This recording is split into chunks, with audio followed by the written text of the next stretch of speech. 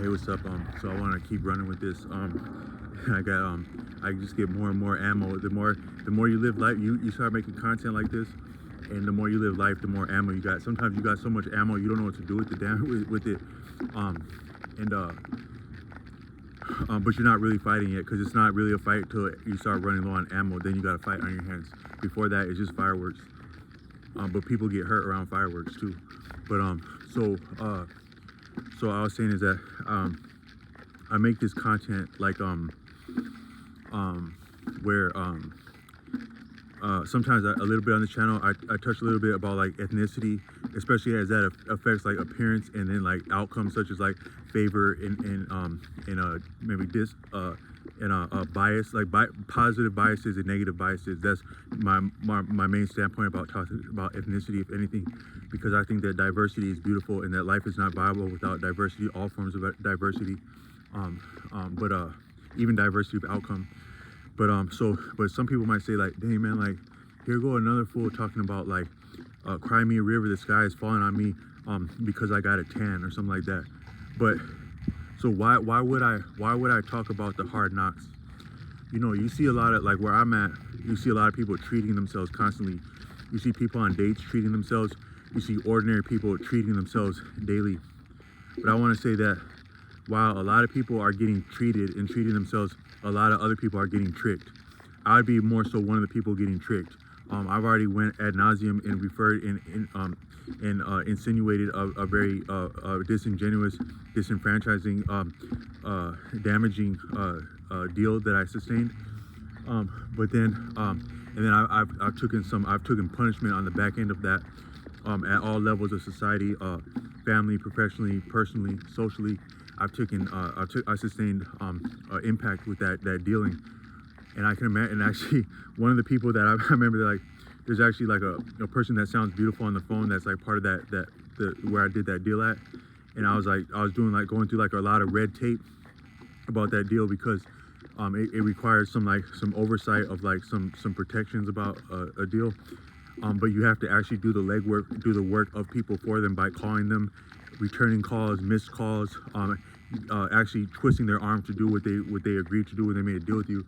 But one of these beautiful people that I met on the phone, and that person is still beautiful, but was like, oh dang, that's messed up that happened. I've been out of town for the last 2 weeks. I can only imagine what the person was doing and enjoying out of town for 2 weeks, but I know it would be different than what I was experiencing.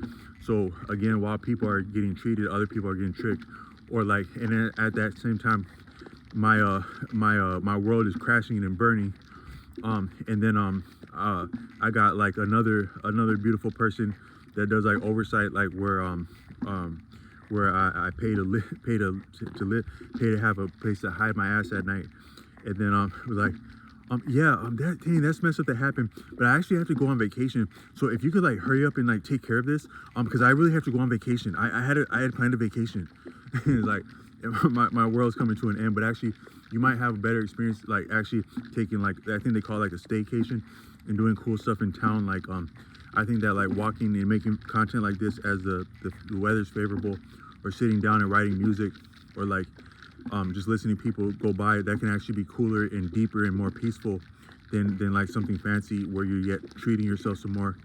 And maybe people are paying for that treating, like people that you did misdealings with, or people that are not being paid their wages somewhere else.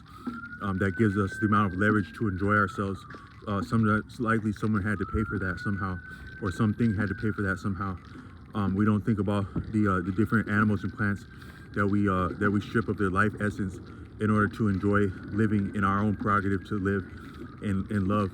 And that's not different than nature or wrong in itself, but when it's out of balance, when it's out of reciprocity, when it's not love anymore, when it's dishonest, then it gets to be something different. But so I was like, I'm making this content from like but just to give an example of like treated while tricked is like I had to borrow something that belongs to family just to make a few honest dollars to tread water while I'm waiting for someone to complete something that they agreed on months and a half, 2 months, 2.5 months ago. and really taking a lot of punishment from that, but still actually being healthy and being able to present myself publicly while being clean and stuff like that, and having a place to go at night, at least for a day at a time, because it's one day at a time, one night at a time when you're up on when you're up against certain stuff. But I'm in like a but I'm borrowing like a family vehicle to exist, and then like family's like, yeah man, but I got cool shit to do, man. I know you gotta like survive for the next week as you complete the end of a dealing that would allow you to stand on your own feet and not have to deal with the family anymore. But I still had something cool to do. I gotta do that, man. So but I don't have a problem with that, because grace is what counts. So it's not what's right or wrong, what's graceful. So give people what you owe them, and give people what they want. That's grace. So I was dropping that, and then I had to get back to my area, to my on like either on foot or bus. So but I had to use the restroom, and I usually don't go places to use the restroom and just ask for things, because as you take enough punishment in life, you realize that all you really have is your dignity and your sense of identity as a man if you're male, or as a woman if you're female, or maybe of a different identity if that's who you are also.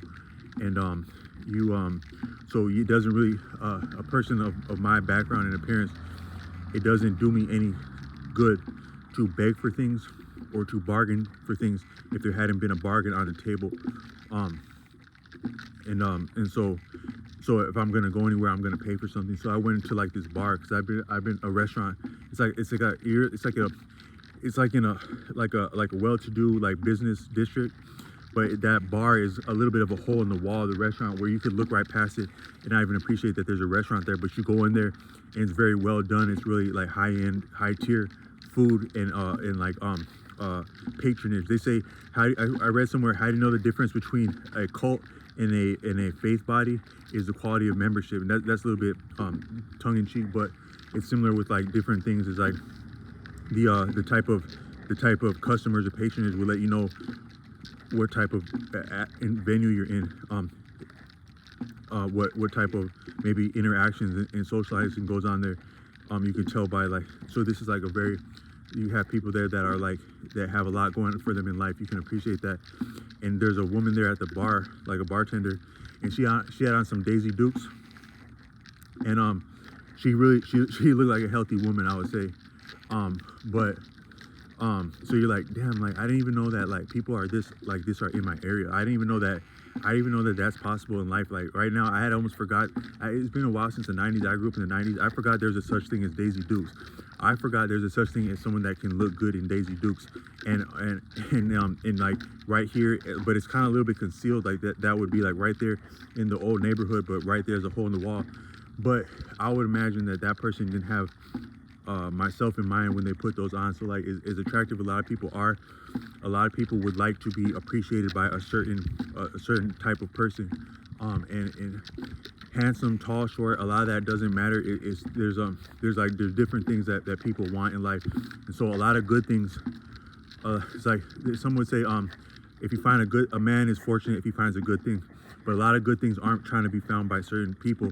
And if we come across them, that'd be a fortune, and sometimes an exception to the rule, but the exception also proves the rule.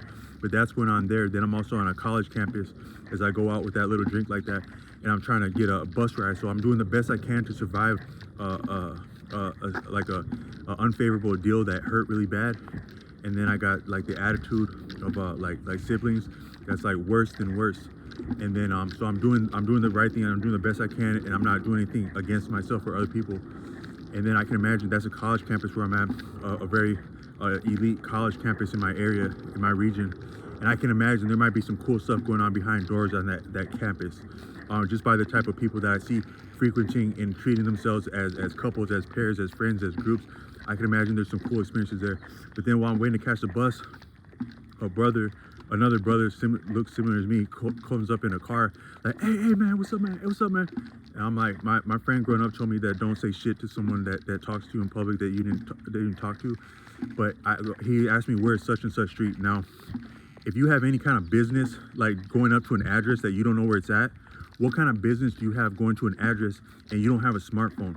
What the hell type of delivery are you doing without a smartphone that you would need to ask someone for directions. So he wasn't asking for directions.